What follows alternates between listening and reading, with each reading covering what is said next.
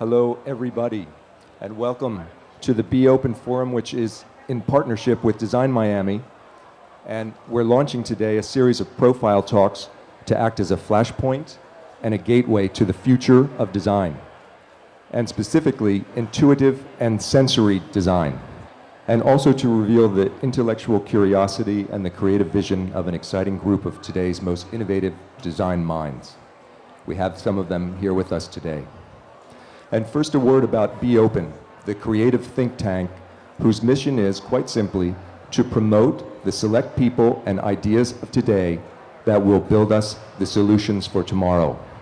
And Be Open is identified as a global movement aimed at fostering innovation, creativity, as well as providing an international platform for research with the goal of creating innovative applications in the design field.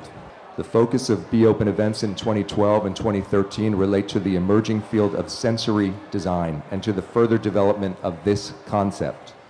Combining human perception with the infinite possibilities of today's technology can remap design boundaries and create an unlimited variety of sensations. So today, we present a very special group of diverse, sensory-led designers who indeed have been working to expand the limits, to evolve the practice, and some would say to pirouette on the edge of design, as we know it, as we have traditionally viewed it, judged it, or coveted it in public and private space, and as we have responded to it consciously and unconsciously in our daily encounters. I recently did an installation with Bombas and Power in London, and they're amazing, amazing guys. And we did an installation that was recreating the idea of eating in your car, to take it from a very kind of basic fast food, almost junk eating when you go through a drive-thru, to a very kind of luxury, interesting experience. And so the scent we created was partly based on food, partly based on memory. It was a smoky meat note with red wine tannins, a cherry bubblegum, and a rose absolutes.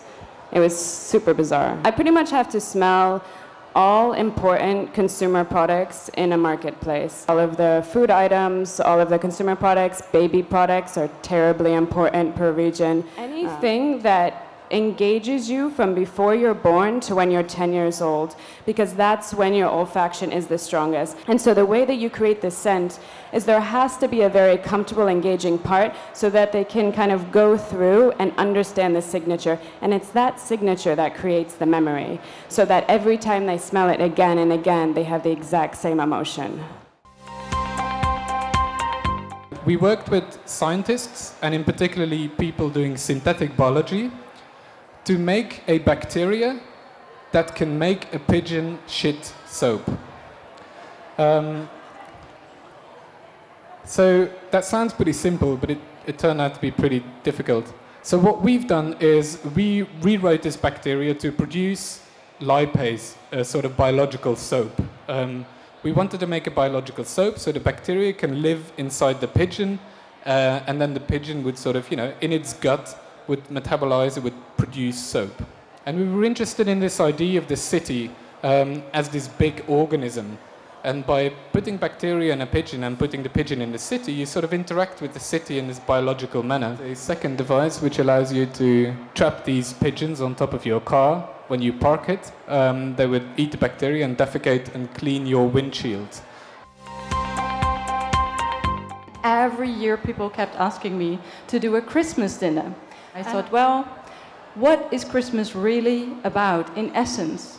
And I think it's about sharing and being together and feeling connected to each other. I just took a table with normally the tablecloth hangs down to the floor, and now I took it up into the air and I made some slits in it, and that's it, very easy. And there were 40 people that didn't know each other that were attending this dinner. So it's a strange situation. You're sitting somewhere with your head and your hands inside some space, and the rest of your body is outside.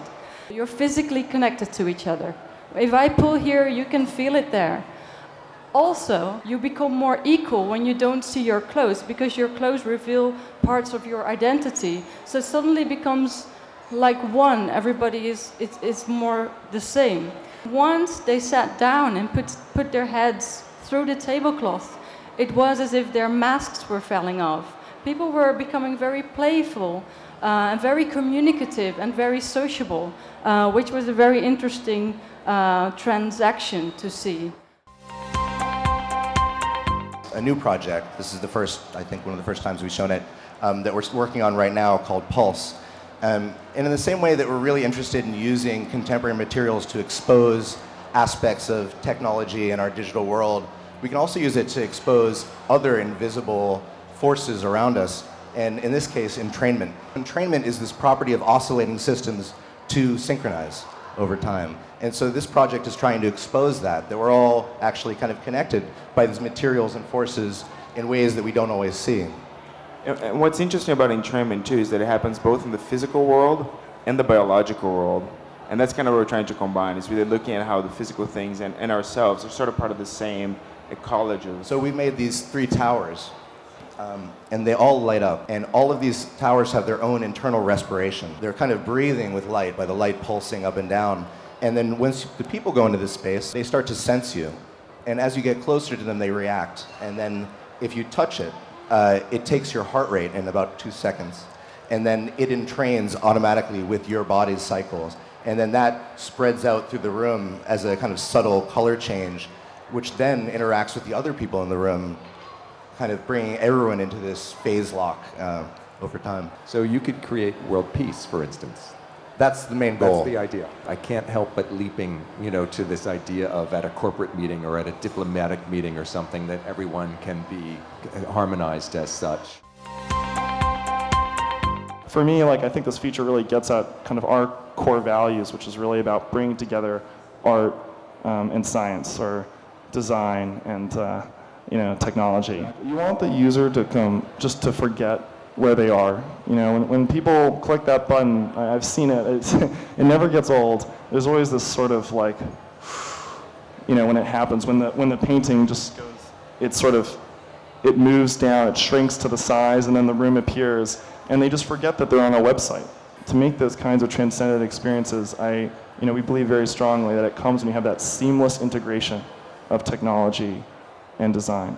Since our launch, we've served over 60 million artwork impressions to people in over 180 countries. For people in those foreign cities, Artsy is delivering value that they really couldn't get in person.